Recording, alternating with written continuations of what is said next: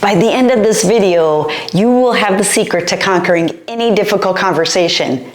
Hi, I'm Jennifer. I'm a coach and consultant helping professionals master difficult conversations and lead with confidence under pressure. Most of us don't wake up in the morning thinking, wow, I can't wait to have that tough conversation today. In fact, many of us would rather do almost anything else, right? Research from VitalSmarts found that 70% of employees avoid difficult conversations at work, often letting issues fester for weeks or maybe even months, right? And they don't speak up. It's kind of that elephant in the room that starts to develop, right? And something that becomes uncomfortable. And according to a study published in the Harvard Business Review, conflict avoidance can cost organizations an estimated $359 billion per year in lost productivity. So, what's the secret? It's not about memorizing the perfect script or pretending that you're fearless or pretending problems don't exist or they're not in the room, right? The real secret lies in one word: clarity. So why does clarity even matter, and what does it even have to do with this, right? When emotions run high, our brains can slip into that fight or flight or freeze mode. And in those moments, we tend to react instead of responding. So clarity cuts through the chaos, and it's what helps you stay calm, collected, and confident. So neuroscience backs this up as well. We have to bring in the science, right? A study from Frontiers in Psychology showed that clear communication, it reduces cortisol, that stress hormone, for both the speaker and the listener. So the clearer you are, the less stressful the conversation feels for everyone. I mean, have you ever been in a conversation where someone's going on and you can't even follow because you're not quite sure what the point is in the first place, right? So get to the point. Even for yourself, it's a lot less stressful, especially when you have to have a difficult conversation, right? The CLEAR method can be your conversation lifeline. And it's a simple structure that you can learn on anything, anytime, and especially when you feel stuck. So always think of the word clear. C is center yourself. So before the conversation, take a pause, breathe, and reflect. Studies show that deep breathing can lower your heart rate in under 90 seconds. So try some breathing techniques. The L is listen actively. So according to International Listening Association, people only retain about 25% of what they hear. That means if you really listen, you will stand out almost immediately. So take the time to not listen to respond, but listen so that you can deeply understand what the person is saying. E is for expressing with confidence, using I statements instead of blaming someone. And sometimes you don't mean to even blame someone, but by using I, it helps direct it to you instead of directing it to the other person. So saying something like, I feel concerned when deadlines slip, instead of you never meet deadlines, because that sounds accusatory, right? So even though it's probably the truth and you want to come out and say it, if you bring the feeling back to you, you get a more calm response and you can get to the point, right? The A is for asking questions. So great questions spark dialogue, not defensiveness. The best leaders ask at least 3 more questions than they give answers. So become a listener instead of a talker. Ask more questions. Have a few canned questions that you might just, keep off the top of your head to just dig in a little bit deeper. Tell me more. Tell me more information. Describe what you're feeling or describe what you're working on. Just some simple things to bring out more information, because most of the time when we're in a difficult conversation, we are searching for that information. We don't want to work off of emotions, right? And the R is let's reframe for resolution. So shift from the me versus you to us. we are in this together, especially in our work environment. This me versus you is just a finger pointing game. And that could be a big problem, right?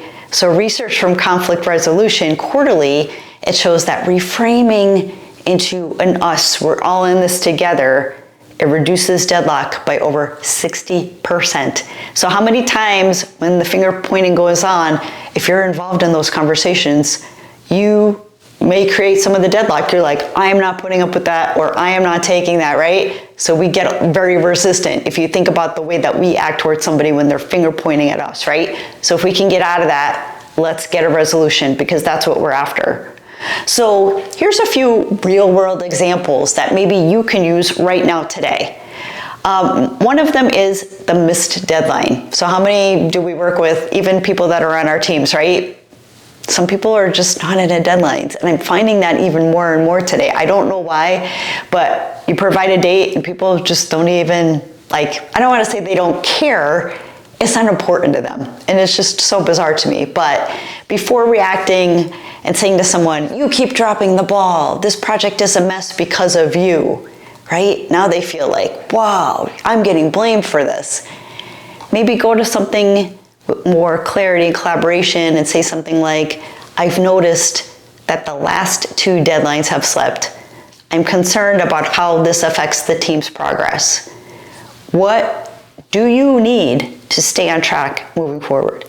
So it sounds like, first of all, you're being clear because you're stating the facts, missing 2 deadlines, right? But you're also collaborative in a way of saying, how can I help you meet those? Because we need to make sure that we're meeting deadlines, right? A second area, real life, maybe, asking for a raise. I think many of us, maybe even if we like our role and we want to stay or grow within our role, we're all looking for more money, especially with inflation, right? We're spending more money on everything. So let's be able to ask for what we feel we deserve, but also what we can prove that we deserve, because it's all based on data and information, not just how we feel. So maybe beforehand, you might say, I was kind of hoping maybe I could get a raise if that's possible, because we're all afraid to ask for things, right? So we kind of make ourselves look small. But if you take a clear approach and a confident approach and really, stand your ground, but not because you're being a jerk, but because you truly have information and work behind what you've done to stand behind it. Say something like, I've taken on 3 new clients and led 2 major projects in the last quarter, and it increased the revenue by, say 20%. Based on this, I'd like to discuss the possibility of a raise. There, you're giving factual information, solid reasons why you should get a raise. A third real life situation could be giving feedback. I think this is the biggest one, because clear is kind. And sometimes we all want to be everybody's friend and be the good guy and be the boss that everyone looks to and is happy to work for because you're fun and you're the cool guy. But sometimes you don't need to be the cool guy, and you need to give harsh feedback because you're running a business, right? So beforehand, you might say something like, your presentation was confusing and you clearly didn't prepare enough, which is probably the truth and what you want to say. However, no matter who it is on the other side, if they're your buddy or if there's somebody on the team that's like terrified, it can cause a negative response, right? So be more constructive. Say something like, in today's presentation, I noticed that the data points weren't fully explained. Adding context could really help the audience follow along. How about maybe we prep together next time before the presentation? So you're not leaving them hanging, because maybe they're a member of the team that is not as experienced. Maybe they do need a little help, but they're afraid to ask you for help.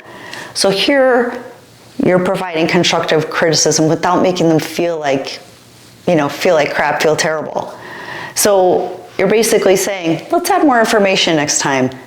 Let's maybe get together before we present so that we make sure what we have is solid. I think that's a very fair ask. And I think it's even good for people on your team or other peers that, you get more or great information from, they're great presenters, they're, great to work with, I think it just only makes everybody stronger, right? A fourth scenario could be handling team tension. This can happen all the time. I've been in situations where, I've had, either new teammates join that were a lot unexperienced and very much robust in the way that they go about things and wasn't taking, in the positive light. And then I've been on teams where there's some finger pointers, people that are playing the blame game. So sometimes we need to bring it all together, right? So rather than creating this avoidance that, if we're saying nothing, the tension just builds, right? So if we just avoid it, and I've worked for managers that, I've gone to personally about some tension I'm seeing on the team, or maybe things that I'm experiencing, and they don't like conflict, so they just don't do anything about it. They just feel like it's all gonna ride out, you're just a complainer, and then in time, somebody ends up leaving the organization, or there's worse things that, come together that are just not so pretty. So if we really reframe what's going on and try to just better understand something that's going on, could say something like, I've noticed some friction between you two during meetings. I value both of your perspectives, so can we talk about what's driving the tension and how to get back on the same page? So you're calling it out. You're like, I could see the tension. What's going on? Why is there tension? Let's have a conversation about it. Because it might be something stupid. It might be something so small, so insignificant, but because we're not having the conversation, the tension is building. A fifth scenario could be setting boundaries. So sometimes you have to set boundaries with people, right? I think boundaries should be set for a lot of different things, both in our personal and our professional life. And many of us who are people pleasers or, want to make everybody happy, we often overcommit, right? So, something like saying like, sure, I'll handle that too. Don't worry about it, when we know we don't have the bandwidth, even though we really want to help, and that it's going to affect everything else. So we need to be more clear in our boundaries, so we are delivering high quality work and we are bringing out the best in ourselves, right? See something like, I'd like to help, but I'm at full capacity. I can either support this or finish my current project. Which would you prefer that I prioritize? So I find this all the time. I find this every single day in a corporate environment where we're being pulled into fire drills, or customers that are strong-arming us into doing projects that not necessarily do we not want to do them, but it's derailing the things that we are working on that are important in our roadmaps.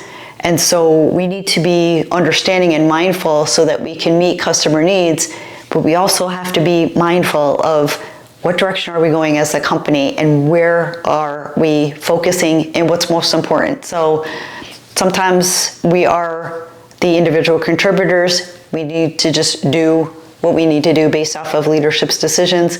But sometimes in leadership, we have to holistically look at things and say, how are we moving forward today in short term and long term? So a lot of things we need to think about there, right? And the notorious difficult boss, we've all had them. We've all had them. We've had great bosses, those that we, maybe they're still part of our friend group even after we leave a position or we get a promotion, right? And then there's those we all remember, and we remember their names, I think, a little bit more strongly than the ones that were really great to us. But when we're frustrated, and we're having conversations, sometimes the tone comes out, or some things come out just because we're having a bad day, and it's just the way it is. So rather than going in frustrated saying, you're always micromanaging me, don't you trust me? I've wanted to say this so many times, but it's not a good idea, because guess what? They don't take it well. I know that they're in leadership and they should be more understanding, or, you would think that they would be, but you are totally insulting them. And for all the things that are going on, and if you feel like they're micromanaging you today, after saying that, it will be 100 times worse. So don't go there. So let's be a little bit more direct and respectful, because they are people too. They have feelings, they have emotions, and they may dictate your promotion, promotability, your annual reviews, your raises. So let's think about these things, right? So saying something like, I've noticed you often check in multiple times a day. I want to deliver high quality work and also build your trust. Would you help me understand how we could do that? Or would it help if I sent you maybe a daily progress or a weekly progress update instead? Bam. You're just addressing that, you're checking in a lot. Is there something that you're not liking? Can I do something to try to earn that respect and trust? And it makes you look like a team player rather than being accusatory, right? Or you're calling them out in a way that's more respectful of saying, you're checking in all the time. You're a busy person. Don't you have better things to do? But you're saying it in a nicer way, right? So why does this matter to you? Why does it matter to you? Whether you're a leader, individual contributor, or you're using these tactics for some things going on in your personal life, right? People who handle difficult conversations especially well, they're seen as strong leaders, even without fancy titles. So you could be a leader without a title, right? Follow one of my videos that I've talked about. You don't need a title to lead. I'll leave that in the link at the end of this video. In fact, a Center for Creative Leadership survey found that 67% of employees said that the best leaders they've worked with weren't formal leadership roles at all. They just knew how to bring clarity, confidence, and courage into those tough moments. And sometimes it's all about the words you use, the tone you use, and the body language you use, right? So you don't necessarily need to be a leader to use any of these tactics. So the next time that you feel your stomach knotting up before a big conversation, remember, you don't need to be fearless. You just need to be clear. So, in summary, I know I've said a lot here on this video. Difficult conversations don't destroy relationships, but avoidance does. So by leaning into clarity, curiosity, and courage, you not only solve problems faster, but you also build trust that lasts. And that's the most important. So I hope you got something out of this. Please consider sharing, subscribing, and we will see you all in the next video.